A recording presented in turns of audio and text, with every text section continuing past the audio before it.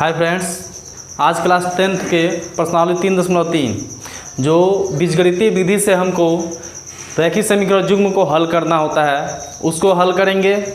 अगर कहे कि हमारा बीजगणितीय विधि से रैखिक समीकरण को हल कीजिए तो किस मेथड से कहेगा वो हमारा क्वेश्चन में दिया रहेगा। अगर नहीं दिया है तो हमको जो मेथड आसान लगेगा उस मेथड से हम हल करेंगे। चूँकि बीजगणितीय विधि से बता दें हम आपको कि बीजगणितीय विधि इसके पहले जो हम बताए थे वह ज्यामितीय विधि था, आलेखन करके बताते थे। तो यह बीजगणितीय विधि से रैखिक समीकरण को हल करना। तो इसके लिए 3 मेथड आते हैं। पहला जो मेथड है वह है प्रतिस्थापन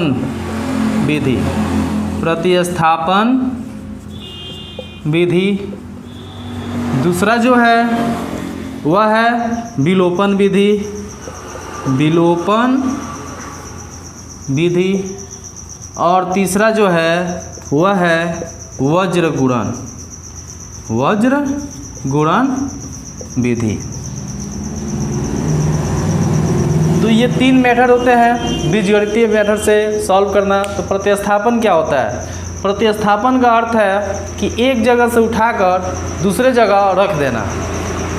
तो अगर कोई मान है, जैसे कि यही हमारा समीकरण दिया हुआ है, इसको प्रतिस्थापन विधि से स्पेशली कहा गया है हल करने के लिए। तो हम क्या करेंगे कि एक समीकरण को हल करेंगे और एक चर के तुलना में दूसरे चर के क्या कर लेंगे, मान निकालेंगे। जैसे यहाँ पे x की तुलना में y का हम क्या कर लेंगे, मान ज्ञात कर सकते हैं, या y की तुलना में x का हम मान ज्ञात कर सकते हैं। तो इसको कैसे हल करेंगे? तो यह प्रतिस्थापन हो जाएगा। जैसे कि अगर x + y है इक्वल टू 14 है तो हम लिख सकते हैं x = 14 - y। x का जो मान है वह क्या है, y के पद में है। तो यह हो जाएगा वो 14 - y। तो इसका मान x इसमें अब क्या करेंगे, पुट कर देंगे, रख देंगे, प्रतिस्थापित कर देंगे, तो यह हल हो जाएगा। अब दूसरा विधि क्या आता है कि विलोपन विधि। तो विलोपन विधि क्या होता है? विलोपन का अर्थ होता है समाप्त कर देना, गायब कर देना।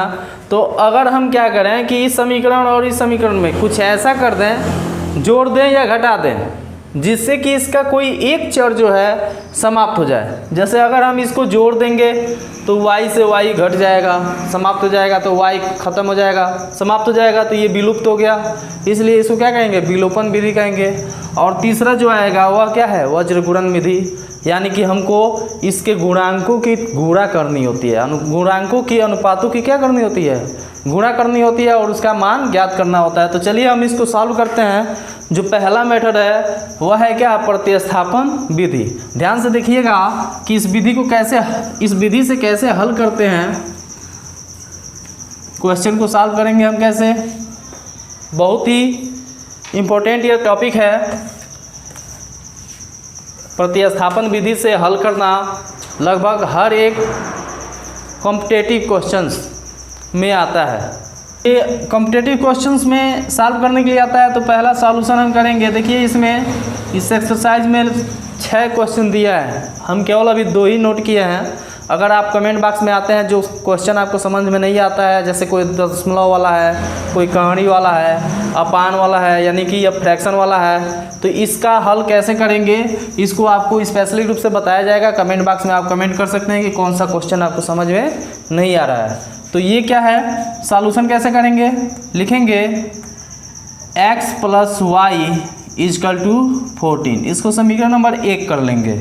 और ये कर लेंगे x - y = 4, इसको समीकरण नंबर 2 कर लेंगे। अब लिखेंगे समीकरण 1 को हल करने पर, समीकरण 1 को हल करने पर, अगर समीकरण 1 को हल करने पर क्यों लिख रहे हैं, इसका मतलब यह है कि इसका एक राशि का मान दूसरे राशि के पद में हमको क्या करना है, ज्ञात करना है। तो अगर हम क्या करें, इसमें समीकरण 1 को हल करें तो यह है x + y = 14 है। अब y का मान हम क्या कर दे रहे हैं, x के पद में ज्ञात कर दे रहे हैं। तो यह हम लिख सकते हैं कि y इक्वल टू क्या हो जाएगा 4 - x। यह हो जाएगा समीकरण नंबर 3। क्या हो जाएगा, समीकरण नंबर 3। अब लिखेंगे समीकरण 3 से प्राप्त y का मान समीकरण 2 में प्रतिस्थापित करने पर। देखिए कोई भी इसमें से 2 समीकरण बनाए हैं तो कोई एक समीकरण को ही हल करेंगे। अगर पहले को हल कर रहे हैं तो दूसरे में प्रतिस्थापित करेंगे, और दूसरे को हल कर रहे हैं तो पहले में प्रतिस्थापित करेंगे। और जरूर नहीं है कि केवल पहले को ही हल करेंगे। हमको आसान लग रहा है दूसरा हल करना, तो दूसरा भी क्या कर सकते हैं, हल कर सकते हैं। तो लिखेंगे y का मान समीकरण 2 में रखने पर क्या आएगा, यह हमारा y का मान क्या करते हैं, समीकरण 2 में रख दें। तो समीकरण 2 में है x माइनस y के जगह पे हम क्या रखेंगे, 4 माइनस एक्स रखेंगे। क्या रखेंगे, 4 माइनस एक्स इजकल टू कितना है, सॉरी यहाँ पे 14 है, यहाँ पे क्या है 14 है, तो यहाँ पे 14 रखेंगे। यहाँ पे 14 था, x plus Y is equal to 14, तो यहाँ पे 14 माइनस एक्स होगा, तो 14 माइनस एक्स इजकल टू क्या होगा, 4 होगा। ये क्या होगा, 4। अब इसको सॉल्व करेंगे, ब्रैकेट खुलेगा तो यह हो जाएगा x minus 14 plus x is equal to 4। 14 जो है माइनस में है, जब इसका पक्षांतर करेंगे तो ये प्लस में आ जाएगा, और x आपस में जुड़ जाएगा तो 2x इजकल टू 14 प्लस 4, या 2x इजकल टू हो जाएगा 18। 2x इजकल टू 18, तो x इजकल टू हमारा क्या आएगा, 18/2 इजकल टू 9, यानी कि x का वैल्यू क्या आया, 9 आया। अब क्या करेंगे, x का वैल्यू समीकरण 3 में रख दें तो हमारा y का वैल्यू क्या हो जाएगा, प्राप्त हो जाएगा। तो लिखेंगे x बराबर 9 समीकरण 3 में रखने पर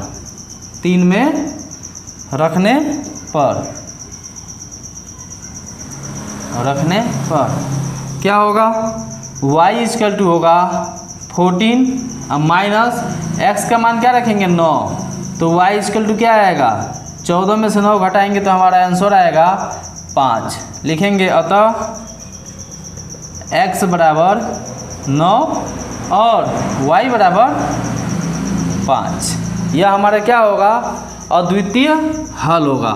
इस तरह से हम क्या करेंगे, इस समीकरण का हल ज्ञात करेंगे। ठीक इसी प्रकार से आपका ये समीकरण है, तो इसको यस के पद में निकाल लीजिए, t इधर चला जाएगा तो 3 + t हो जाएगा।